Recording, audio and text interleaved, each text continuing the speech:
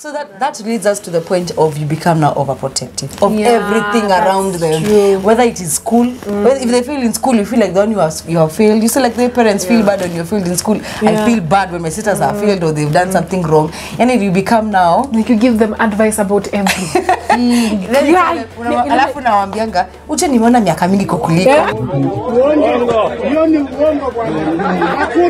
Get right here, man. And it's 2 years.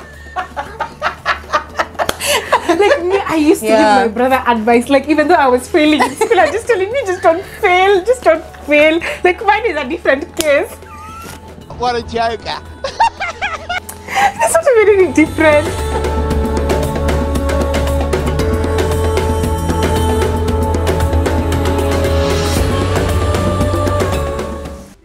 Hi friends, welcome to yet another video. This is the Sound Girl Pod and we are back.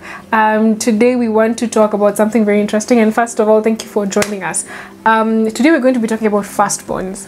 We are both firstborns, and there's some few things that we relate to and we'd like to share out of our own experiences, the positives, and I don't want to say the negatives or the downsides, but maybe it just naturally happens to be a downside because of being a firstborn. For lack of a better word, let's just use that one for today.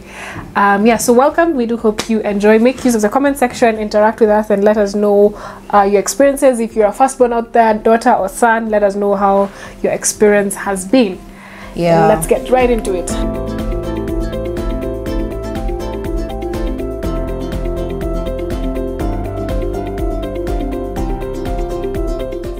So one of the things for me I think I've encountered as a firstborn is what we call premature maturity. I don't know if that makes sense. What do you mean by premature maturity? Like you become mature very early. Well, it's not, I don't know, befitting, maybe because you're not of that age. Because mostly I think people like sort of like mature. Okay, it depends what maturity means to you. But there's a way for firstborns you become mature very early, and maybe I don't, for me I'd say my experience is because I didn't grow up with friends, like young friends around me. For firstborns, your immediate friends are the friends to your parents.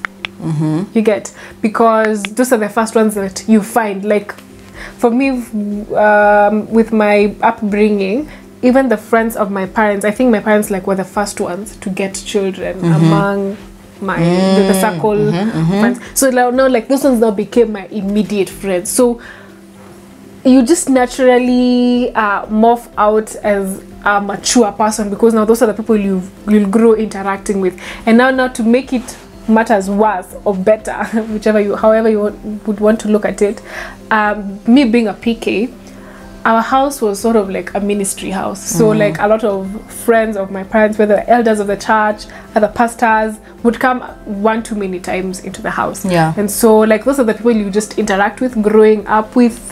Your cousins maybe are older, you know, your uncles and aunties are there, so you really don't have, compared to like a second born who's maybe born 3 years after or 2 years after me.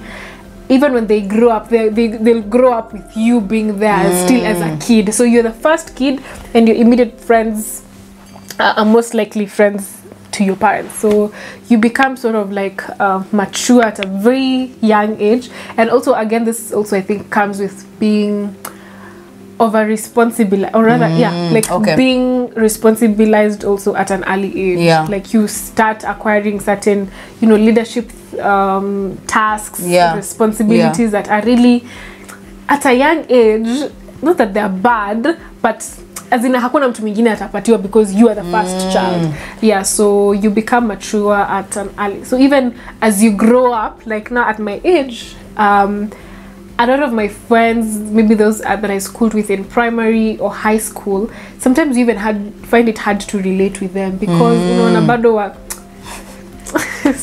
no, ni kama ile phrase I hear many people saying it, na uko how old? Namwambia you don't look like that. You don't look like your age. You don't look like your age. So maybe that's what it means to be to mature too mature prematurely. That's the word. But the other day someone came and told me so at workplace someone was to do something, so I asked them, do you think it's better off to work in the office because you're not used to the environment you're going to?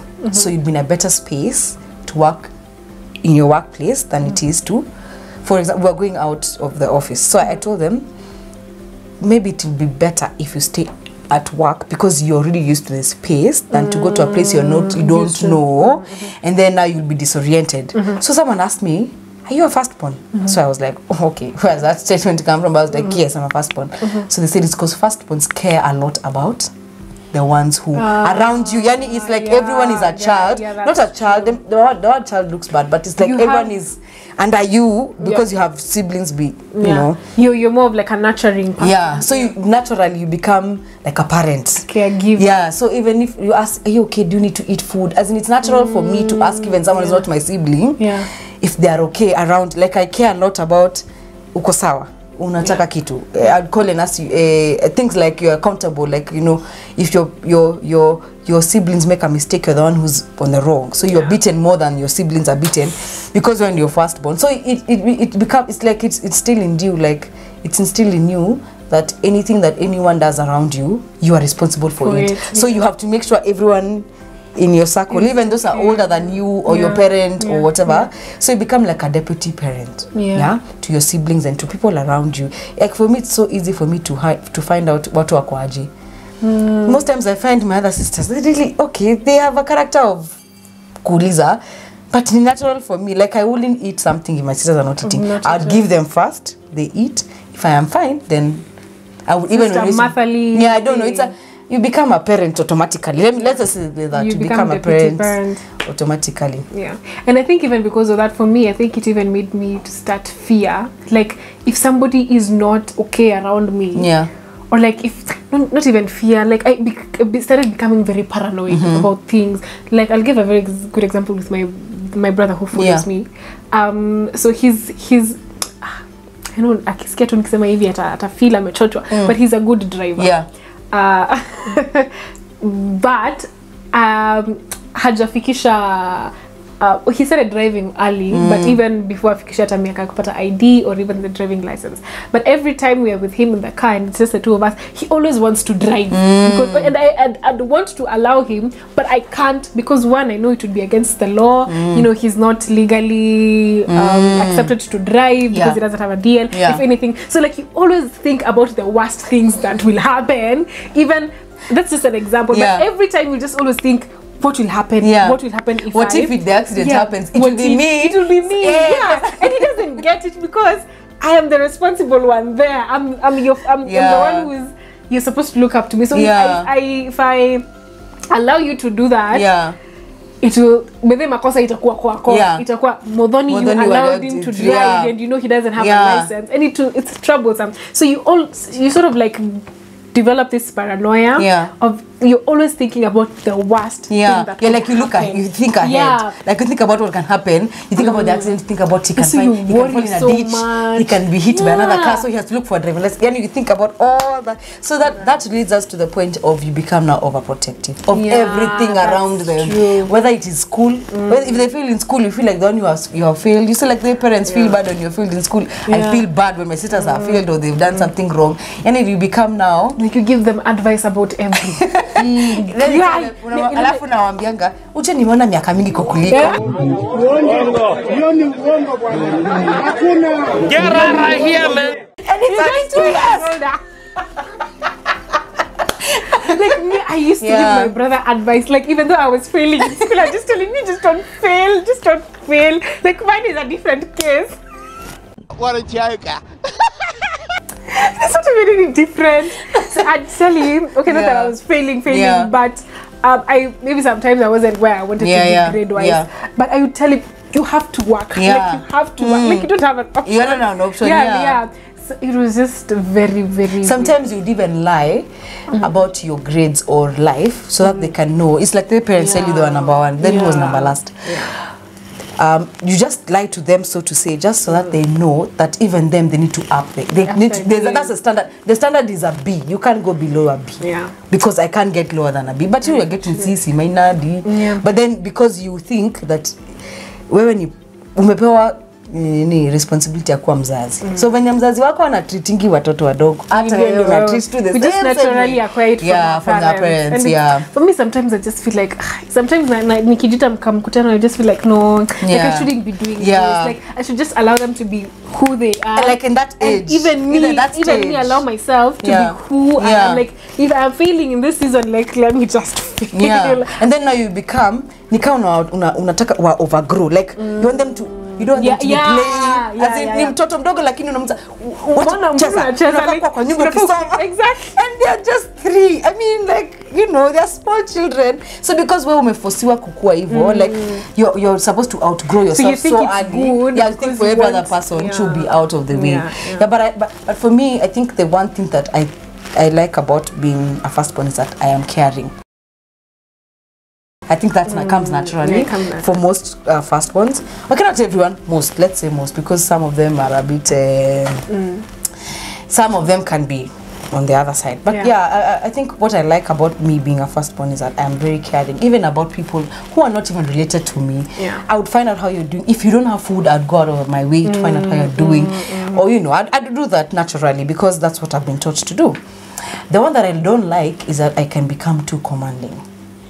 Because now I'm already used to sending my sisters or someone around me. So like now when I got married, the time my husband told me, by the way, imagine, don't command me. Yeah, like you don't need to say. Then kwanza the two of you are both fast. Sasa him is sending me I'm sending him. So one of us are sending it. You're two strong personalities. So it's clashing. So one day he told me, by the way, we don't need to be doing this. You can do your thing, I can do my thing. If you need to send me, it's not every other day. Because now I'm at home.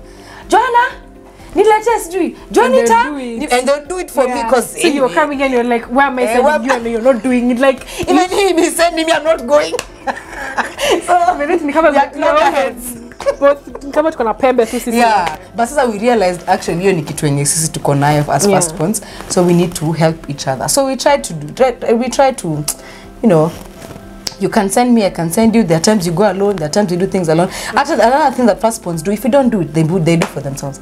You find if you send you and they don't want, you move. I think you've already taken up. But then you also find yourself now doing like one too many things at a go. And I don't like it now when it gets to the bit of you pride yourself in overworking. So it feels now good that you're too busy. Like no, that's the in thing. Like you need to be too busy. Like for firstborn, if you just lay around idle, like resting is not even a vocabulary now. That's true. So it's I like that statement you said for priding for doing too much. Like now when you feel nice, when you feel nice, like when your sister you've been able to take your sister from here to here, you've taken her to school, you've taken the other sister to do where, you've taken your brother's to do what, as in you feel nice. But at the end of the day, you overwork yourself, you find out you forget about yourself. That's the thing, you forget about yourself. Because now the ones behind you are like you have to. They're your life. It's a matter of life and death. If your sibling is found on the wrong, you want to kill yourself. Like why? Which I think is sometimes I just say we just need therapy. But the thing for caring is what I think I like about firstborns. But we can be a bit too much to some extent. But I think even with that, I think a positive that also comes out of it, as much as yes, we can seem like we are too much to our siblings or to those around us. We also sort of like think ahead. I'm not saying secondborns and lastborns you don't think ahead, but we were able to, I think, like calculate our steps before we do so we now think backwards. So for example, when you're planning your day, you know, like 6 p.m. I want to be here at a certain place, so you start like you backtrack, so sort of like become really well planned. So it's like you see things even before. So it turns out. But now that one will now, on the flip side, it will give now the people around you pressure, because if they don't do what you are supposed to do by 6, you already said by 3 you need to have come home, you need to have washed the house. So if the person who maybe has the key, for example, my husband has gone with the key to wherever he's going, so I know at 3 I was supposed to be in the house washing, but he's gone with the key. So I'm giving him pressure wherever he is. Tensing. To now give, start tensing with, you know, I'm like, why didn't you give him the key? Why didn't you put it? The worst of that situation. But it's also a good thing to, you know, to think ahead. Yeah. Another thing I think is you acquire, I don't know if this is a positive or negative or it's a downside, but you acquire leadership positions at a young age. Yeah. Because you've been seen to be very mature, responsible, yeah. So a lot of prefects in high school yeah, were firstborns. Yeah, that's true. Okay, maybe now times have changed. Yeah. Okay, in our time, most of the prefects were, you find most of them are firstborns, yeah. Because you acquired that leadership thing early. At an early age. Yeah. Might be a good thing, might be, depends with how you look at it. The side of, it has two sides of the coin, so you can so decide you're able to cultivate that leadership also at an early age, which I think works out for the better. Another thing, now this one is even a warning. Stop. Yeah. I think because of our motherly nature, we want to nurture. Okay, even say fatherly. You know now, because we are women. Okay, as we are ladies, so we talk about ladies. We can't talk about men because we don't know how it feels to be there. But we end up either getting attracted or attracting, maybe like in your dating phase, you want to attract men, or rather you attract men or you get attracted to men who you feel like you want to mother. Which is Benjamin Zilla and Samanga, stop that. That is being serious. I don't remember what word he used, but he said stop. Oh, yeah, it is but a that's warning. True. Yeah, which shouldn't be. You want someone you can police around. You know, someone you can not even police. You can put down, as in you're the one who's saying. Yeah, that's how you put. Yeah, I would understand it that way. Like you want, like your way is the one that you need to go, because now I know if I tell my sister she needs to go this way, she has to go this way. It's like now when you're younger, when your mom tells you you must read, there's no other option. That's what I think about it. Like you want someone who you will have to take him. He's the one, you have to cook for him the way you want it. And he has no say in quote. But then on the flip side is that whatever he says, you think as if it is not going to help you in any way. Like now, if he's supposed to eat at 7, he's supposed to eat at 7. Unaona mamako anakuambianga 7 p.m. you must be in the house. So you have to you're telling him 7 p.m. you must eat. So you're forcing him to eat at 7 p.m. because you want to be his mother. Like you remember, his mother says he must eat njahi. So you can't. You are eating njahi. Whether you like it or not, you are eating njahi. Yani, there's no other option. But maybe you had a different view. But me, in terms of, if I would look at it in the marriage perspective, because I'm in it, is that ni ile ya kwa kichwa yako unajua madhi anafanyanga 7 p.m. So 7 p.m. lazima akule. Lazima akule fruits na kahivi. Unamkatia in this way. Unamkatia hivyo. That's what I'm thinking. Because now, my siblings must eat bread with peanut butter. So I'm going to buy peanut butter because for your husband. Because my husband has eaten peanut butter. But that's interesting. That's what I've seen. That's what Yeah. For me, I think and I think I found myself in such a situation where, because of us being such caregivers, so you really don't even mind, like, I don't want to say a crooked man, but because you're a fixer of things, you just know how to turn things around. Yeah. If you don't mind having somebody who is, I think we become too blinded by the fact that we are caregivers and all that. So you don't mind somebody even who is crooked, not crooked, but I don't know if you understand what I mean. And then? So like you compromise in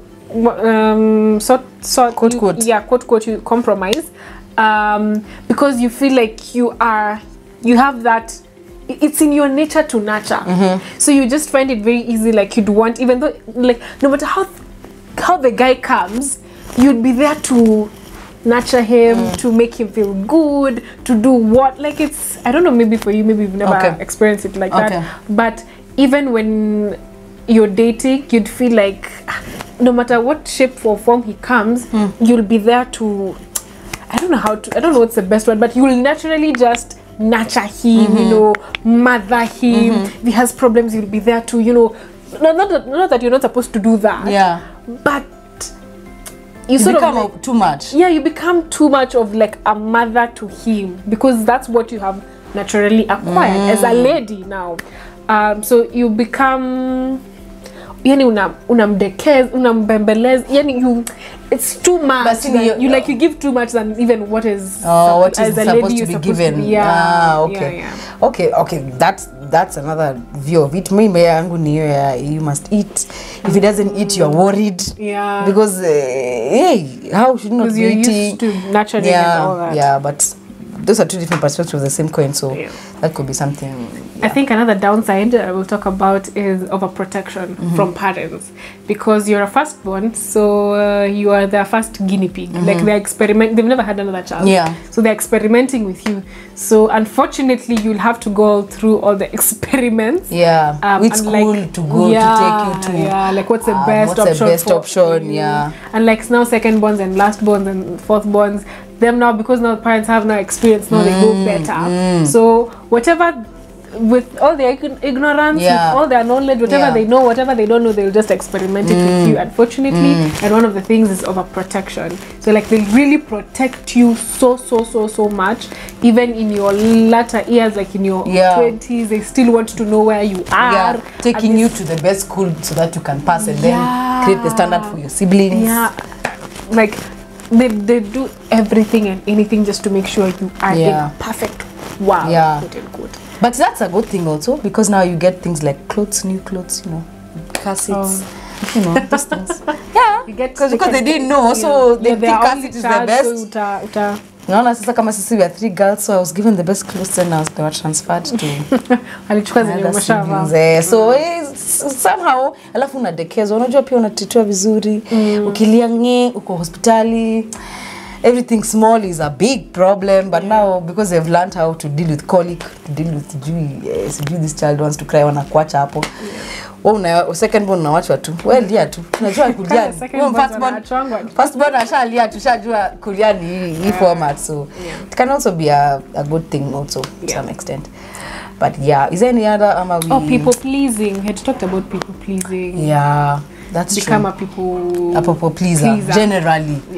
Because now you want to be the one to be everything at the perfect place, so that now everyone around can say, which is very detrimental. That family is nice because of the girl or the boy who was born first. So I think even people pleasing comes from expectations. Like both your parents have expectations, even friends around you have expectations of you being, behaving a certain way. You should not growing be like up that. in a certain way. You shouldn't be like that. Your firstborn, you can't be doing such things. Very soon you'll be getting married, so you can't be doing this.